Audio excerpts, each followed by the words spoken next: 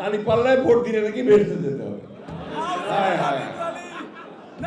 চিন্তা করেন, তাহলে আর আমার নামাজ পড়া, আল্লাহর কাছে কমপ্লিট সারেন্ডার করা, ইমান আনা, এগুলোর দরকার নাই নাকি? পরিকল্পিতভাবে একটা প্রচারণা হচ্ছে বিএনপির বিরুদ্ধে। কারণ বিএনপিটা হলো সবচেয়ে বড় শত্রু। কারণ নির্বাচন হলে বিএনপি ল্যান্ডস্লাইড ভিক্টরি পাবে। আর সবচেয়ে বেশি দুষ্টামিগুলো কারা করছে? যারা অতীতে বাংলাদেশকে স্বীকার করে নাই,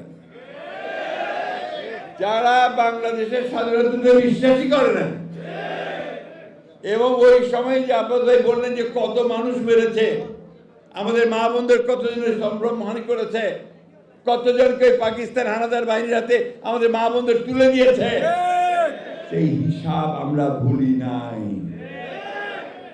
তারপরেও আমরা মনে করি যে রাজনীতি করছেন, রাজনীতি করেন সিধা রাস্তায় করেন, ধর্মকে ব্যবহার করে মানুষকে বিভ্রান্ত করে ভুল বুঝিয়ে দাঁড়িপাল্লায় ভোট দিলে নাকি বেরোতে যেতে হবে।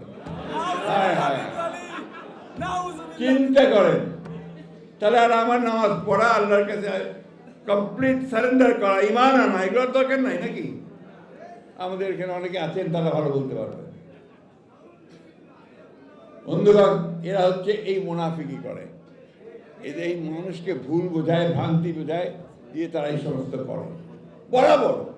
আজকে না, পাকিস্তান আন্দোলন যখন হয়, ভারতবর্ষ যখন স্বাধীন হচ্ছে, যখন জিন্নারা লড়াই করছেন মুসলমানদের আবাসের স্থল পাকিস্তানের জন্য, তখন তাদের নেতা মৌলানা মওদুদি পাকিস্তান আন্দোলনে করেননি, বিরোধিতা করেছেন।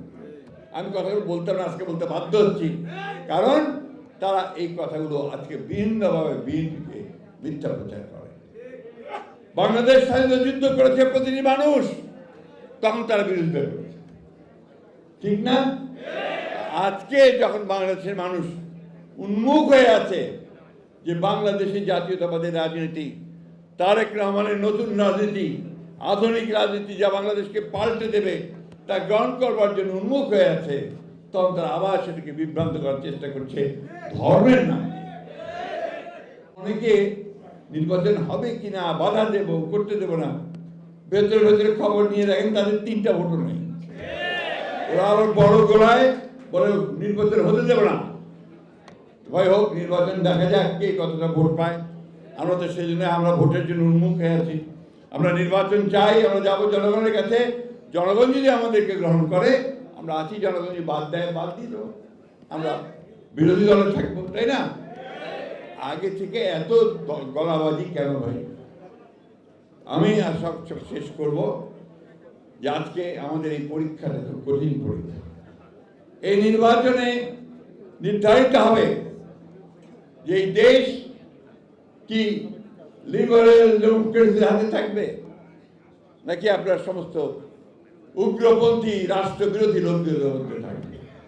আমাদেরকে অবশ্যই সেই উদারপন্থী রাস্তা বেছে নিতে হবে, গণতন্ত্রের রাস্তা বেছে নিতে হবে, মানুষের কল্যাণের রাস্তা বেছে নিতে হবে।